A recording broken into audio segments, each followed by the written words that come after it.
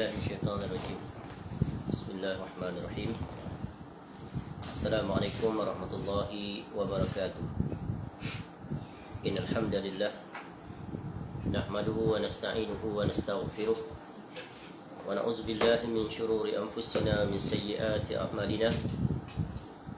من يهده الله فلا مضل له ومن يضلل فلا هادي له. أشهد أن لا إله إلا الله وحده لا شريك له وأشهد أن محمدا عبده ورسوله.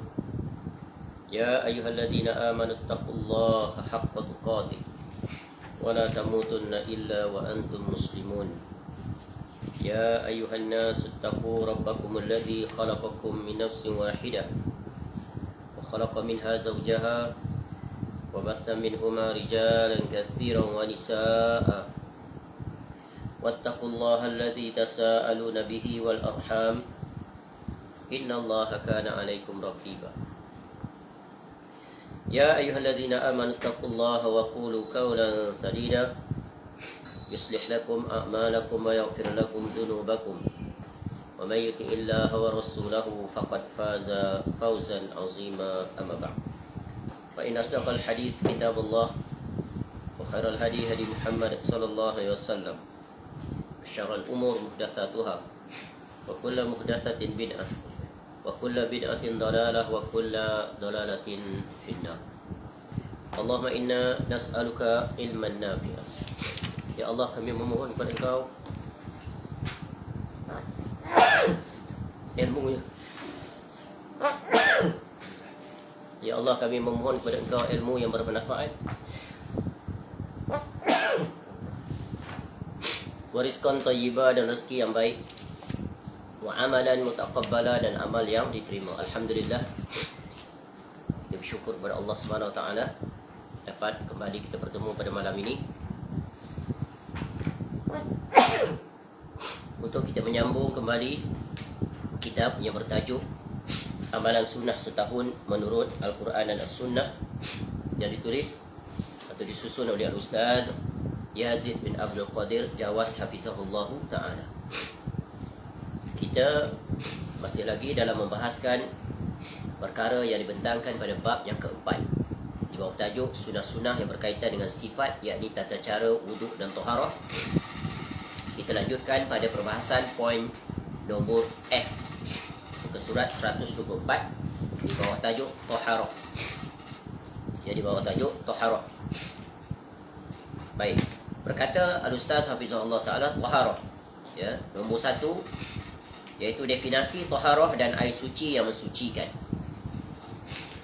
Taharah secara bahasa bererti suci dan bersih daripada hadas, sedangkan menurut istilah bermakna menghilangkan hadas dan najis.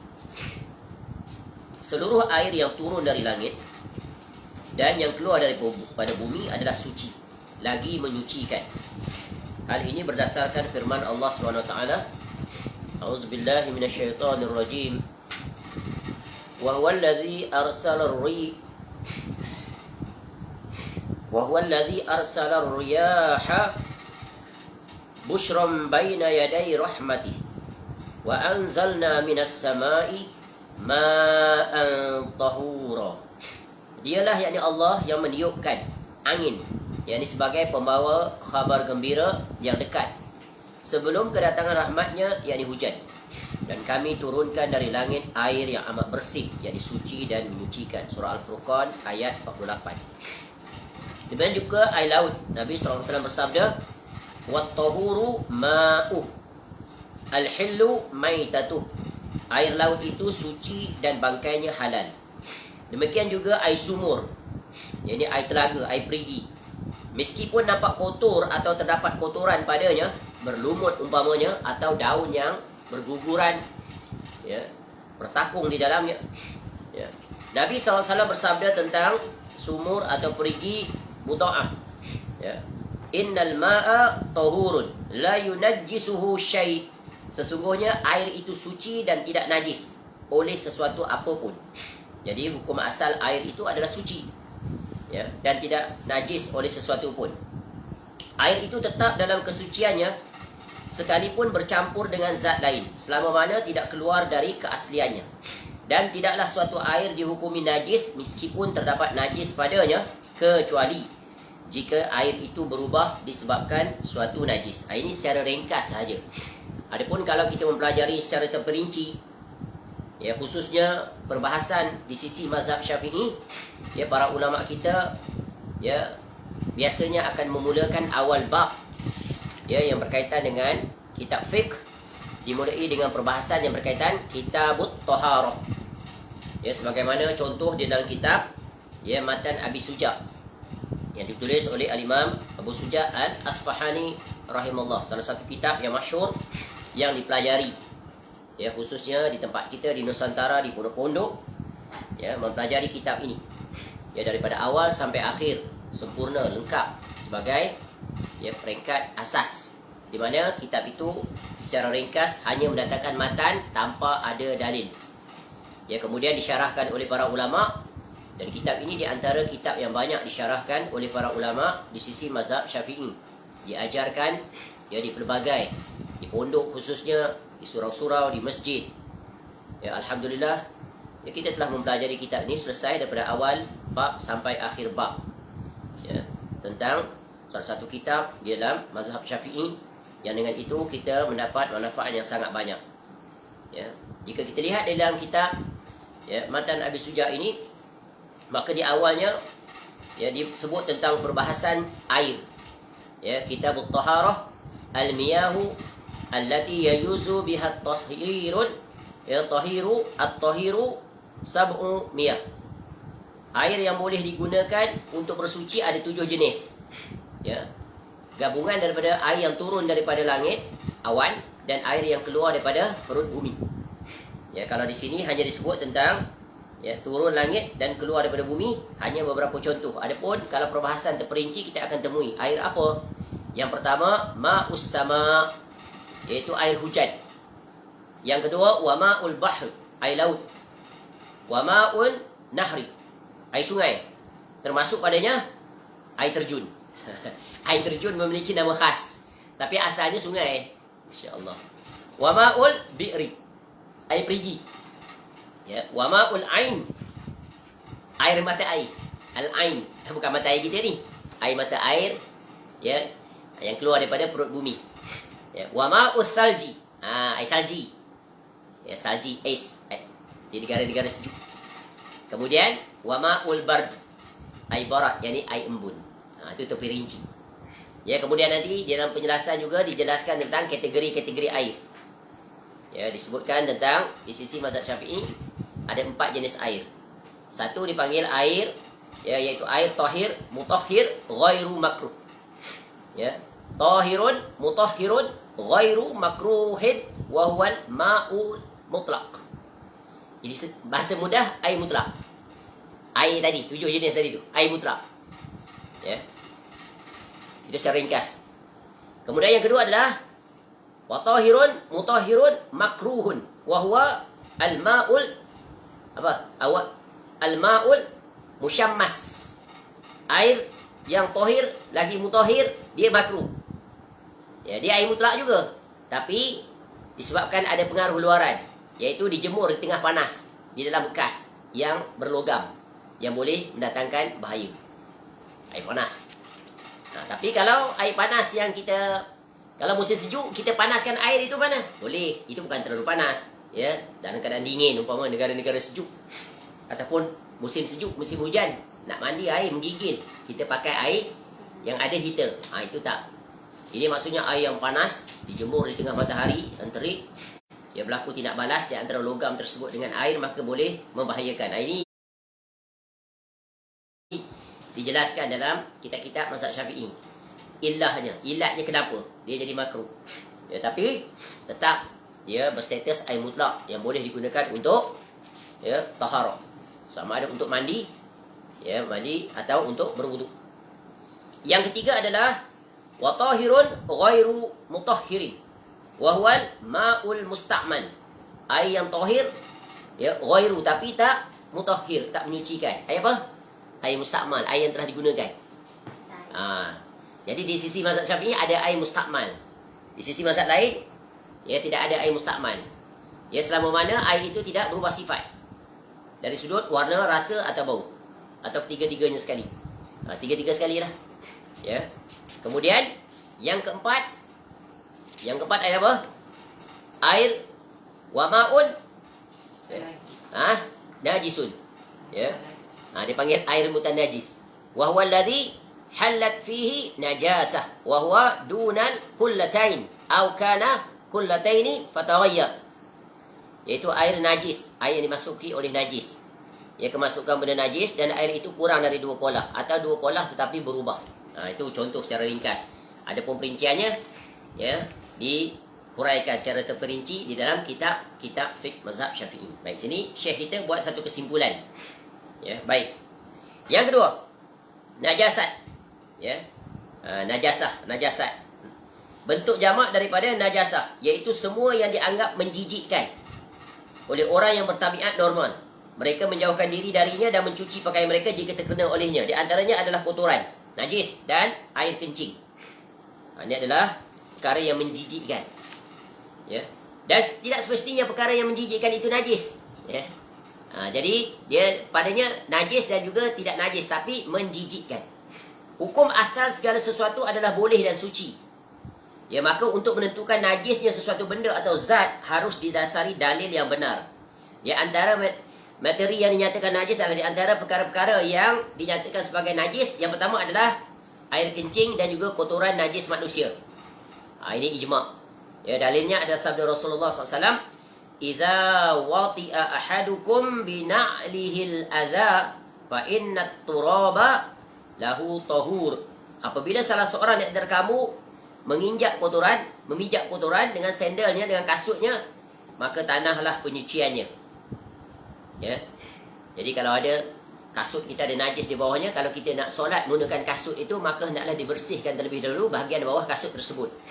Sebagaimana Nabi SAW pernah mendirikan solat, dalam solatnya tiba-tiba Nabi SAW menanggalkan kedua sandalnya. Selesai saja memberi salam, para sahabat tanya. Bukan para sahabat tanya, Nabi SAW tanya para sahabat, kenapa kamu semua tanggal sandal? Lalu para sahabat yang ikut di belakang Nabi SAW menyebutkan, kerana kami lihat engkau menanggalkannya ketika sedang solat. Lalu Nabi SAW pun menjawab, aku menanggalkannya kerana Jibril AS datang mengkhabarkan kepada aku bahawa sandal aku itu bernajis. Ini pelajaran yang sangat agung betapa para sahabat, ya, mengikuti, ya, melihat apa saja perbuatan Nabi SAW, mereka terus berbuat. Tak seperti kita, sudah mengetahui tapi tetap degil, enggan untuk mengikuti. Tengok betapa bersihnya jiwa para sahabat, betapa bersungguhnya mereka ittiba'ur Rasul sallallahu alaihi wasallam. Al-adha adalah kotoran, iaitu segala sesuatu yang manusia merasa terganggu, ia tak selesa olehnya.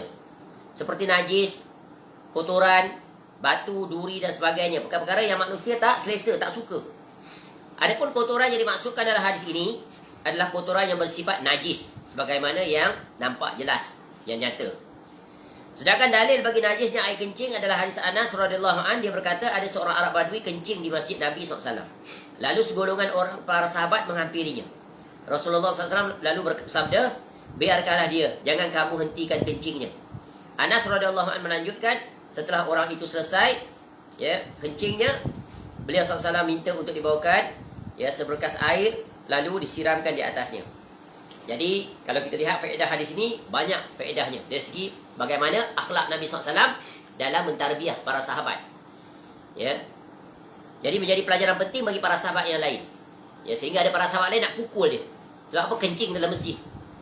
Tetapi lelaki ini dimaafkan sebab apa? Dia orang Arab Badui, orang kampung. Duduk di pedalaman, datang ke bandar. Barangkali syariat tentang dilarang kencing dalam masjid, dia masih belum mengetahuinya. Tak sampai lagi ilmu tu. Jadi Nabi SAW memberikan pendidikan bukan saja pada dia, tetapi juga pada para sahabat Nabi SAW dalam uslub dakwah. Untuk orang yang jahil, yang tidak mengetahui, maka ada kemaafan baginya. Ya, jangan kasar, jangan membentak, jangan menengking. Jadi pelajaran yang sangat besar.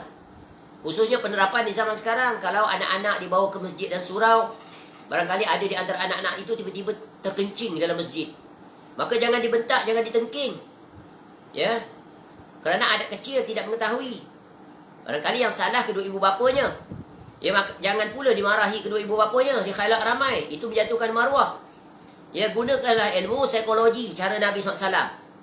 Ya, bawa anak itu, ya, diamkan dia di situ, jangan bergerak. Kalau tidak nanti kencingnya akan bertaburan dalam masjid atau surau.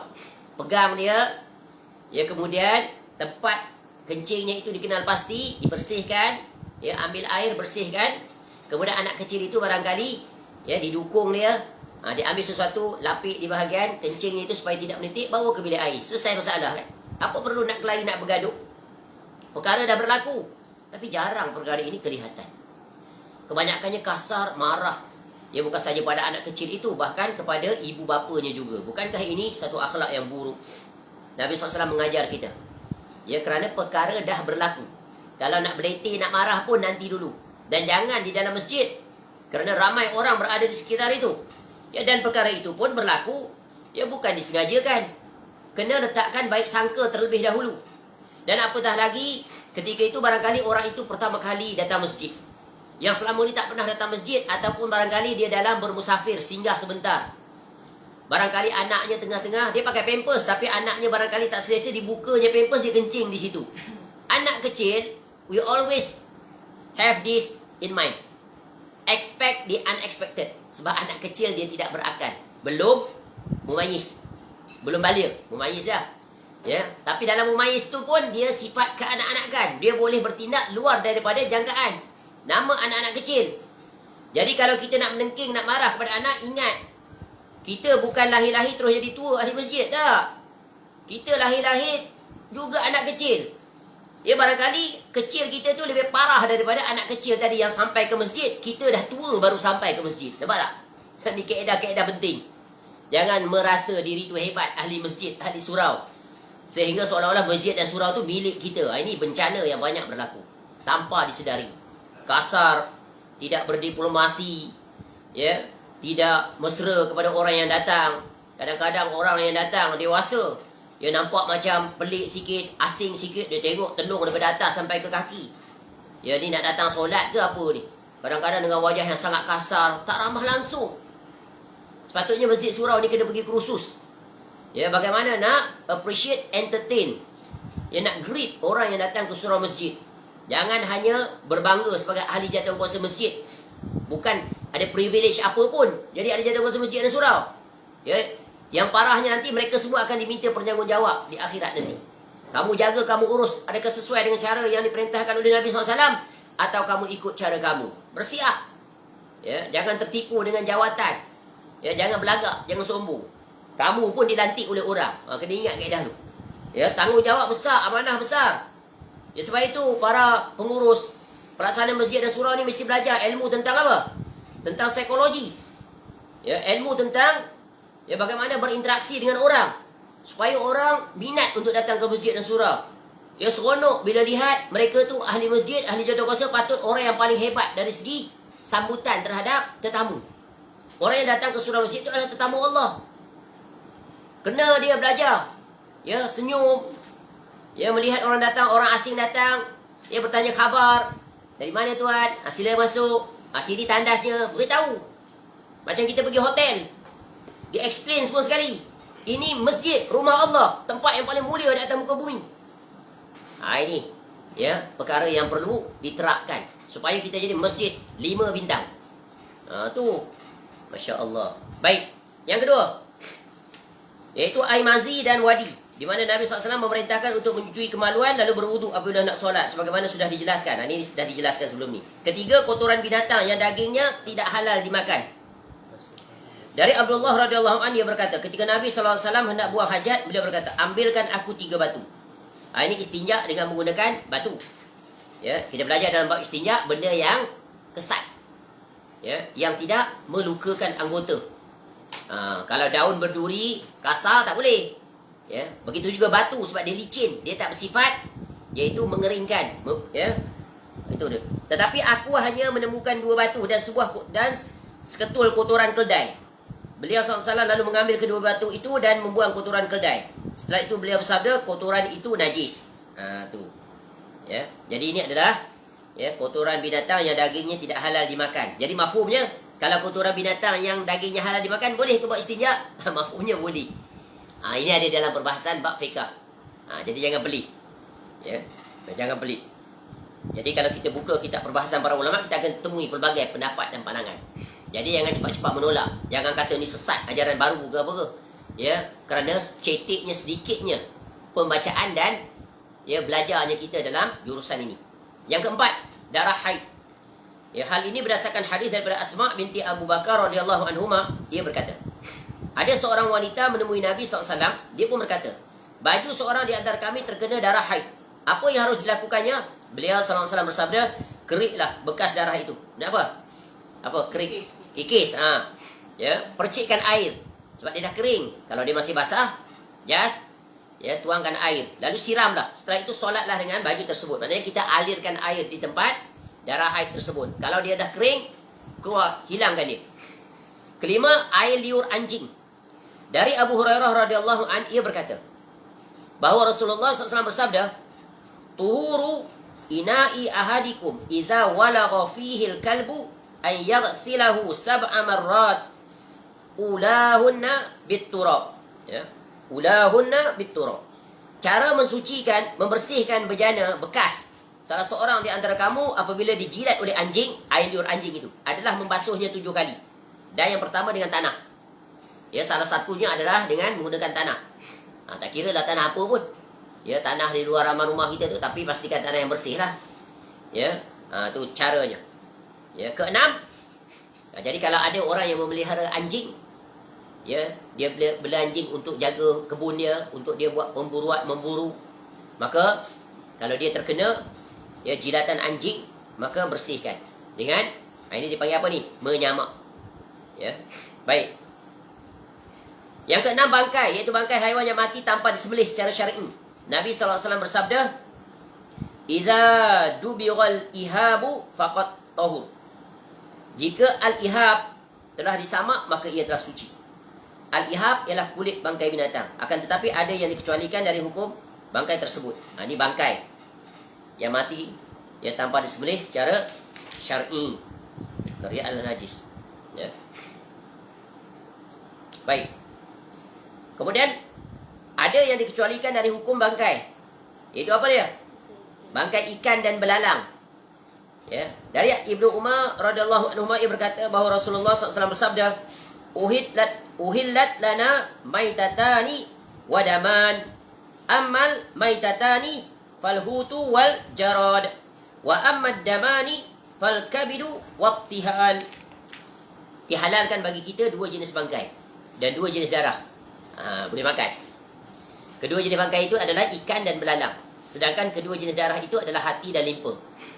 Jadi ya, ikan ya, apa saja ikan di lautan tu kalau dia mati, kita boleh makan. Ya, dia mati, istilah mati bangkai. Tapi dia boleh makan. Belalang begitu juga. Ya, belalang boleh makan. Belalang yang paling sedap belalang kunyit. Belalang besar atau belalang kecil-kecil tu, gurih, garing, digoreng. Bagi orang yang biasa makan. Kalau orang yang tak biasa makan, pada dia menjijikkan, tak selera. Itu menjijikkan, tak selera tu bukan kaedah menetapkan hukum. Menetapkan hukum tu adalah syariat. Walaupun kita tak selera, tapi syariat menghalalkannya, boleh makan. Contoh arnab. Ya, comelnya tak sampai hati nak makan. Nak sembelih pun tak sampai hati. Sebab dia termasuk dalam haiwan yang diistilahkan juga sebagai peliharaan. Pet. Ada sebagai pet. Macam kucing. Ya. Tapi arnab halal dimakan. Ya, walaupun kita tak selera. Ya, tapi dia halal dimakan. Maka boleh makan. Ya, kiaskanlah kepada ya, haiwan-haiwan yang lain yang halal dimakan. Hati dan limpa. Tu. B. Bangkai haiwan yang tidak berdarah seperti lalat, semut, lebah dan sebagainya. Ya, dari Abu Hurairah radhiyallahu an, Rasulullah SAW bersabda, "Idza waqa'a az-zubabu fi ina'i ahadikum falyaqmishu kullahu." Ya, mishu kullah. Thumma liyatrahu. Fa inna fi ihda janahaihi da'an wa fil akhari shifa. Apabila seekor lalat jatuh ke dalam bejana bekas salah seorang di antara kamu, maka benamkanlah dia lalu buanglah dia, kerana pada salah satu sayapnya terdapat penyakit, ada racun. Sedang pada sisi lainnya terdapat penawar. Jadi kalau kita minum teh tarik dekat kedai contohnya, Kawasan tu ada lalat, tiba-tiba lalat masuk. Ya. Maka jangan dipanggil tuan kedai tu, tukar air lain. Tak perlu. Celup lalat tu, tarik keluar, halalan thayyiban. Ya. Jangan kata kotor, saya tak nak. Tak boleh. Sebab apa? Nabi SAW menyebutkan. Maknanya kita tak percaya pada sabda Nabi SAW. Sebelahnya ada racun, sebelahnya ada penawar. Dan itu dibuktikan dalam ilmu sains. Masya Allah. Ya. Jadi, walaupun lalat itu datang daripada mana, kecuali kalau kita tahu lalat itu datang daripada tempat najis. Maka bukan setakat sayap kiri kanan. Badan dia penuh najis. Ketika itu, ya, kita tahu tengok lalat itu datang. Tahu asal dia. Sedang menghurung kawasan bangkai ke apa ke. Ya, binatang yang mati tengah jalan, dia terbang masuk tempat kita. Itu, ya, maka jalan selamat adalah lagi satu, kita geli, jijik. Betul kan? Tahu datang daripada mana. Ini adalah umum yang kita tidak ketahui. Tulang, bangkai, tanduk, kuku, rambut dan bulunya. Semuanya suci. Merujuk kepada keasliannya iaitu suci. Dasarnya adalah hadis yang diriwayatkan oleh Al-Imam Al-Bukhari rahimahullah secara mu'allaq. Ia mengatakan bahawa Az-Zuhri berkata tentang tulang bangkai seperti gajah dan sebagainya. Aku menjumpai beberapa kalangan ulama terdahulu bersisir, yakni bersikat, menyikat dan berminyak dengannya. Dan mereka tidak mempermasalahkannya. Hamad rahimahullah mengatakan tidak ada masalah dengan bulu bangkai. Kan dulu gading gajah, dia kan binatang yang haram dimakan, tapi dibuat macam-macam peralatan, bahkan dibuat aksesori. Ya, dibuat rantai, dibuat gelang macam-macam. Ya, kemudian dibuat sikat. Maka itu adalah tak termasuk dalam najasah. Selesai. Yang ketiga, cara membersihkan najis. Allah Subhanahu Wa Taala yang telah menunjukkan kita tentang najisnya sesuatu benda atau materi. Sebenarnya materi dengan benda ni sama aja. Material bahasa Inggeris. Jadi sebenarnya cukup satu benda. Dan dia juga telah menunjuki kita cara bersuci darinya. Oleh kerana itu, kita wajib mengikuti petunjuk Allah Ta'ala dan Rasulnya. Apabila di situ disebutkan kata membasuh sehingga tidak terdapat warna, bau dan rasa, maka seperti itulah cara menyucikannya. Dan jika di situ terdapat kata menguyur, menguyur maknanya mengalirkan air. Macam kita ambil air, cebok, menguyur daripada kepala, turun ke bawah. Itu dipanggil menguyur. Memercikkan, mengerik, ya, menggosokkan ke tanah atau sekadar berjalan di atas tanah yang suci, maka begitulah cara bersuci darinya. Jadi Allah Ta'ala telah menjelaskan semuanya. Ya, menerusi Nabi SAW dan Nabi SAW mempraktikkannya. Contoh. Pada asalnya air adalah zat yang dapat membersihkan najis. Nabi SAW bersabda, Khalaqallahul ma'a tahura. Allah menciptakan air dalam keadaan suci lagi menyucikan. Oleh kerana itu, tidak dibenarkan bersuci dengan selain air kecuali apabila syariat menetapkan dengan selainnya. Berikut ini beberapa keterangan syariat mengenai sifat atau cara menyucikan benda-benda najis atau benda yang telah berubah menjadi najis. Ini adalah bab, ya, membersih atau membasuh. Jadi Islam tengok very complete. Ya, satu-satunya agama yang mana Allah Ta'ala mengajar hamba-hambanya bagaimana untuk menjaga kebersihan diri, menjaga kebersihan persekitaran. Ya, dirinya termasuk anggota tubuh badannya dan juga pakaian yang dipakainya dan tempat tinggalnya dan juga persekitaran. Menunjukkan Islam, ya, padanya sempurna seluruh urusan akhirat dan urusan dunia. Menjaga alam sekitar, Islam. Ya, menjaga, ya, diri pribadi, Islam. Baik, yang pertama bagaimana cara nak menyucikan kulit bangkai? Dengan disamak, ya, kulit bangkai. Dari Ibnu Abbas radhiyallahu anhu ia berkata, aku pernah mendengar Rasulullah SAW bersabda, ayyuma ihabin dubira faqat tahur. Apabila telah disamak, maka kulit bangkai apa saja menjadi suci. Ya. Namun di sisi mazhab Syafi'i ada dua yang tak akan suci. Kulit bangkai apa? Apa? Babi dan anjing dan keturunan daripada keduanya. Maka itu adalah pengecualian. Ya, jadi semua kulit bangkai boleh menjadi suci sebab disamak kecuali kulit anjing dan babi. Dan anak yang lahir daripada kedua-duanya atau salah satu darinya. Kalau dalam fiqh ni macam-macam para ulama. Kalau babi tu dia pergi kahwin dengan kambing, anjing dia kahwin dengan kambing, lahir anak dia, maka tak hukumnya, ya, hukum cabangnya bergantung pada pokoknya. Boleh faham? Ya, ni ustaz kita ni buat kaedah umum. Ya, kaedah.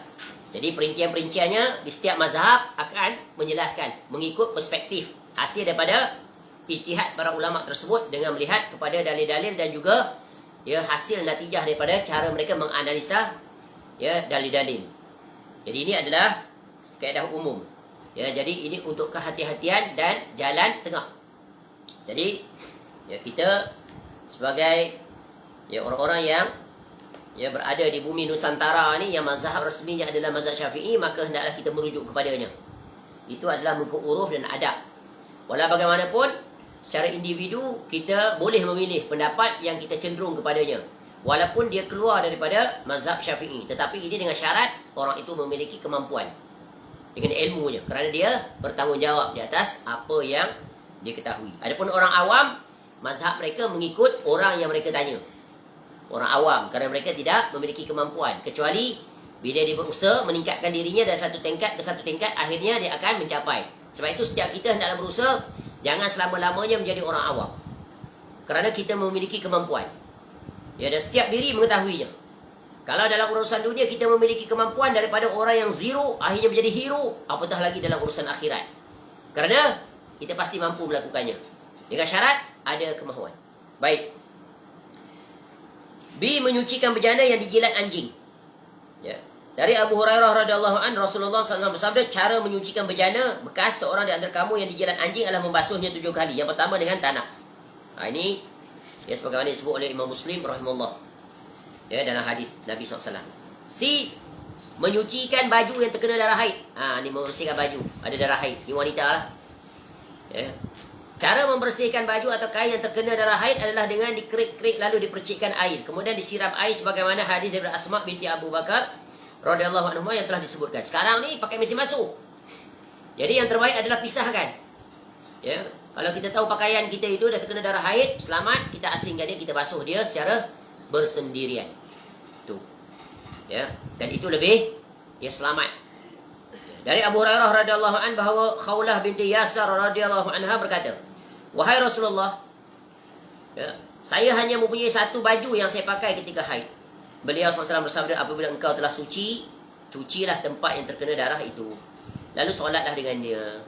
Jadi cuci di sini jangan salah faham. Kita ni kalau cuci nak kena pergi jemur kering baru boleh pakai. Tak. Bila kita dah bersih, air dah mengalir, hilang bekas itu, maka boleh pakai. Ya. Tapi cuma kita ni sebab tak selesa, biasanya kalau kain dah basah tak nak pakai, sebab ada banyak lagi kain yang boleh dipakai. Ya. Para sahabiah dulu, para sahabat Nabi SAW, kebanyakan mereka tak banyak baju. Bahkan di antara mereka sepasang tu, sepasang saja. Pakaian tu lah dia tidur, pakaian tu lah dia solat, pakaian tu lah dia pergi bekerja. Masya Allah, betapa miskinnya, betapa zuhudnya. Bukan saja para sahabat, para sahabiah, tengok ni. Ya. Khawlah binti Yasar radhiyallahu anha, aku hanya punya satu baju yang aku pakai ketika haid. Kita, ya Allah, penuh almari. Banyak yang tak pakai. Elok lagi, beli pula yang baru. Masya Allah, betapa mewahnya kita, termasuk dalam pembaziran. Maka segera tengok almari. Kalau dah banyak, tak pakai, sia-sia tak dapat apa, mengundang dosa pula, baik sedekah bagi pada orang. Belajar untuk berzuhud dalam urusan pakaian. Masya Allah. Orang kita pula, urus sekarang ni bila melihat pakai baju yang sama, dia ni tak ada baju lain ke? Miskin sangat ke? Asyik-asyik dua je warna, kuning hijau, kuning hijau, kuning hijau, baju yang sama. Jadi agama bukan ditentukan oleh perasaan atau pandangan orang atau kita. Ditentukan oleh syarak. Selama mana pakaian itu bersih, maka itu yang terbaik. Ini kaedah yang perlu diperbetulkan, cara berfikir. Jangan hairan kalau tengok dia pakai baju yang sama. Selama mana bersih dan kena sangat baik, barangkali itulah yang dia ada bajunya. Masya Allah. Kemudian dia kembali berkata, wahai Rasulullah, bagaimana jika bekasnya belum hilang? Kalau bekasnya belum hilang juga, beliau SAW bersabda, air itu telah mencukupimu. Adapun bekasnya tidak perlu engkau permasalahkan.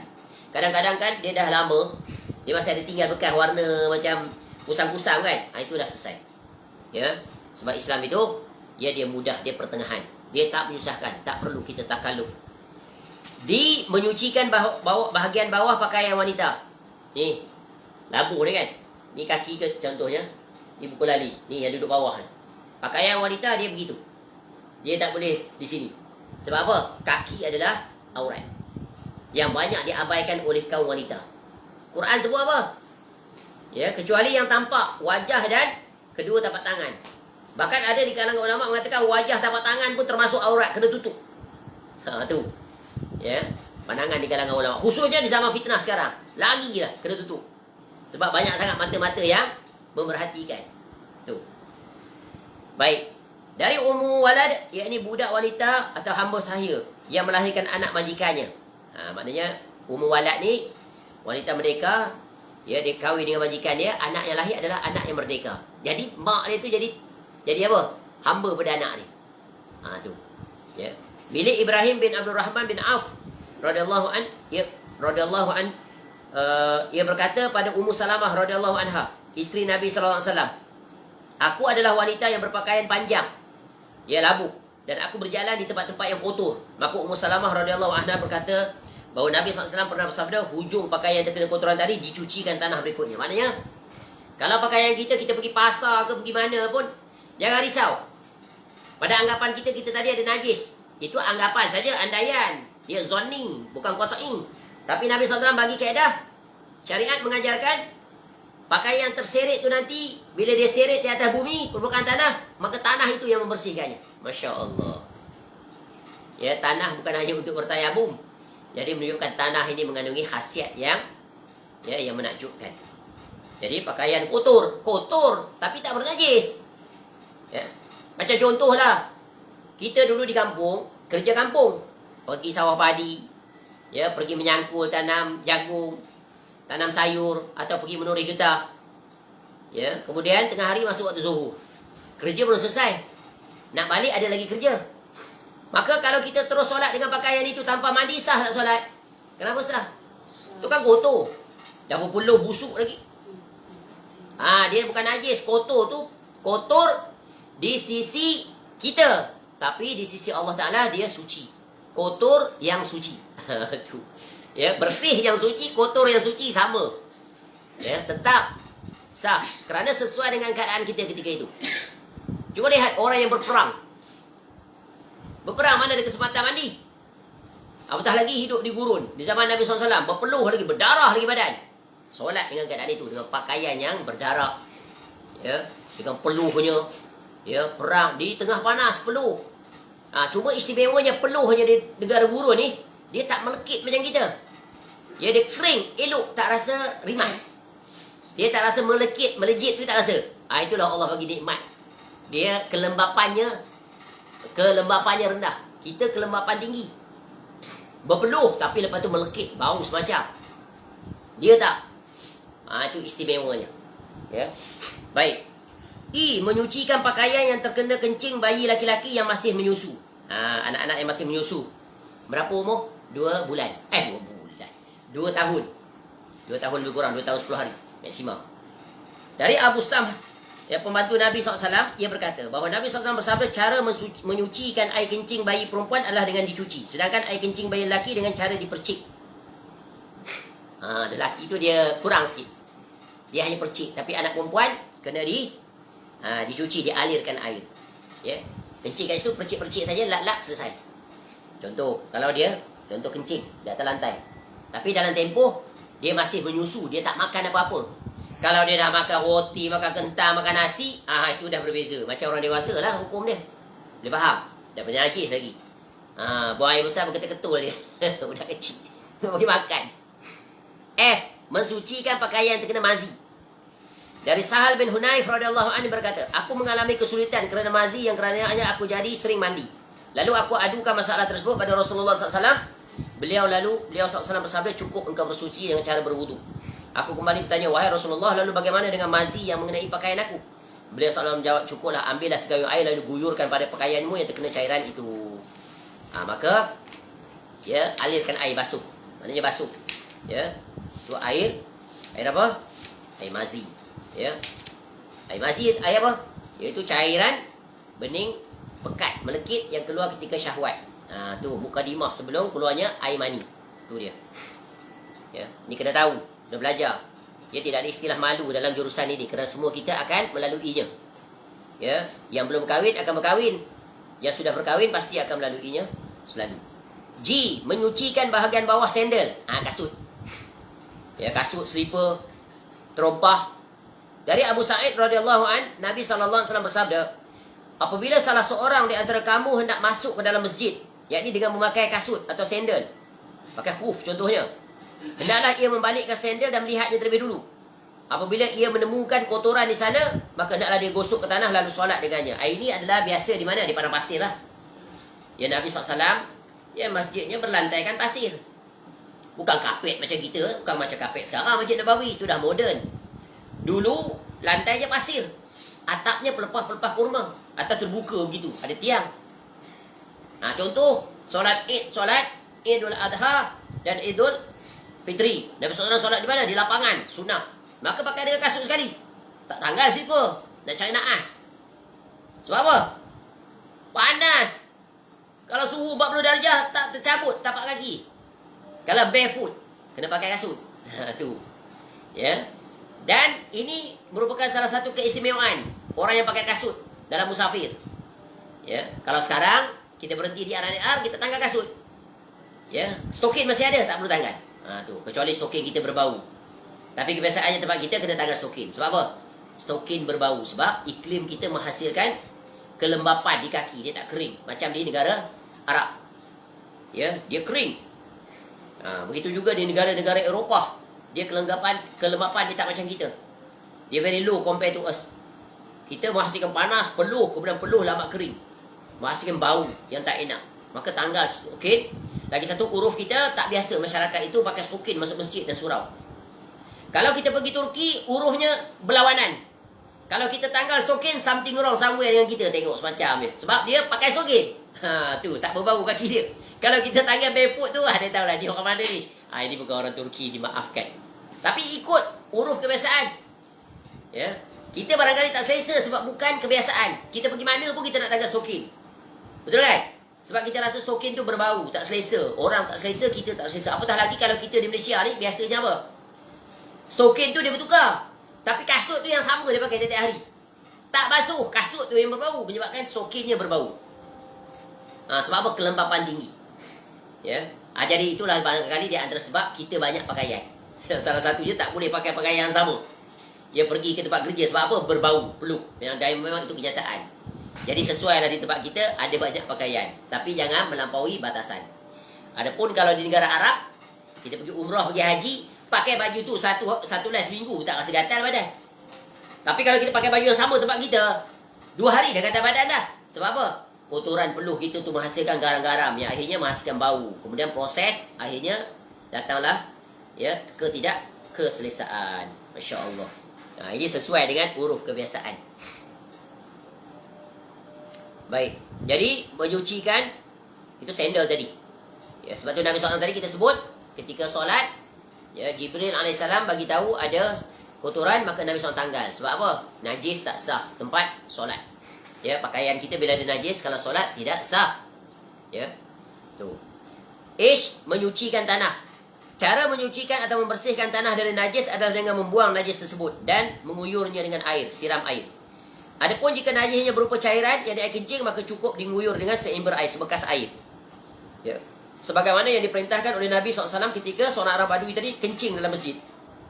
Ya, pada yang telah berlalu penjelasannya. Akan tetapi, seandainya dibiarkan mengering begitu saja hingga bekas najis tersebut hilang dengan sendirinya, maka tanah itu pun kembali suci. Hal ini berdasarkan riwayat dari Ibnu Umar radhiyallahu anhuma, dia berkata, pada zaman Rasulullah SAW, ya, banyak anjing yang kencing dan berkeliaran di dalam masjid.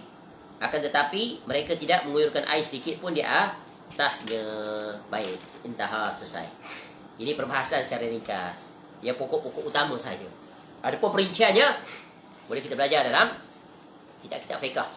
Khususnya ya dalam kitab fiqh Syafi'iyah. Ya, boleh kita lihat penjelasan-penjelasan yang bertebaran, yang bermula daripada perkara yang paling asas secara ringkas sampailah perincian-perincian yang disebut oleh para ulama. Yang penting apa? Dalam beramal kita berilmu. Dan dengan ilmu itulah kita berjalan dalam menunaikan ya hak Allah Subhanahu wa taala. Jangan ikut-ikut. Orang buat begitu, kita buat begitu. Dan jangan cepat-cepat menghukumkan tentang sesuatu amal ibadah itu selama mana dia masih masuk dalam koridor perbezaan pandangan di kalangan para ulama dan dia merupakan pendapat yang mutabar di sisi mazhab yang pelbagai itu. Maka berjalanlah di atas jalan itu. Dan jika sekiranya kita ingin keluar daripada mazhab yang asasi yang di Malaysia ini, mazhab Syafi'i, maka hendaklah kita berdasarkan keyakinan hasil daripada kajian dan kecenderungan kita, maka berjalanlah di atas apa yang kita yakini. Kerana ibadah itu bergantung kepada ilmu yang kita yakini. Baik, selesai sudah. Ya, bab yang pertama pada membicarakan amalan-amalan sunnah menurut Al-Quran dan As-Sunnah, ya, secara ringkas. InsyaAllah panjang umur kita akan masuk bab yang kelima, iaitu berpindah kepada hal yang berkaitan dengan, ya, sifat atau tata cara solat, ya, sebagaimana yang dilaksanakan oleh Nabi SAW. Mudah-mudahan jelas. Maka hidupkanlah, ya, apa yang telah kita pelajari, khususnya sunnah-sunnah Nabi SAW. Jadi dengan ada ilmu, mudah untuk kita beramal. Ya, ini hanya prinsip-prinsip dasar saja. Adapun perincian banyak, kes-kes penerapan. Ya, contoh di hospital, ya, kalau tangan berbalut, luka bagaimana, itu, ya, belajar di jurusan fiqh. Adapun kitab ini cuma menyentuh beberapa aspek, ya, yang terpilih yang berkaitan dengan amalan sunnah. Ya, adapun, ya, perbahasannya masih banyak yang perlu kita pelajari. Maka itu duduklah di dalam majlis, ya, di mana para asatizah yang mengajarkan kitab-kitab fiqh, khususnya, ya, fiqh mazhab Syafi'iyah. Belajar asas itu dulu sebelum kita pergi kepada fiqh yang berkaitan dengan fiqh sahih, fiqh sunnah. Itu dah mula masuk kepada perbahasan, ya, muqaranah bainal mazahib, perbezaan, ya, ataupun perbandingan kajian. Itulah peringkat yang teratas. Ya, kita sebagai orang awam jangan pergi yang itu, kita kena pergi yang ini dulu, menguasai mazhab di tempat kita, ya, mazhab Syafi'iyah. Wallahu a'lam. Mudah-mudahan bermanfaat. Segala kebaikan semuanya adalah daripada Allah SWT, dan kita bersyukur di atasnya. Semoga Allah menjadikan kita orang yang berilmu, faqih, ya, dan berjalan di atasnya. Man yuridillahu bihi khairan yufaqihu fiddin. Karena siapa yang Allah hendakkan kebaikan bagi seseorang, maka Allah berikan kepadanya kefaqihan. Dan semoga kita termasuk dalam sabda Nabi SAW tersebut. InsyaAllah panjang umur, ya, kita sambung esok untuk membahaskan bab yang kelima. Subhanakallahumma wa bihamdika asyhadu an la ilaha illa anta astaghfiruka wa atubu ilaik. Wassallallahu ala nabiyyina Muhammad wa ala alihi washabbihi wasallam. Wa akhiru da'wana alhamdulillahi rabbil alamin. Assalamualaikum warahmatullahi wabarakatuh.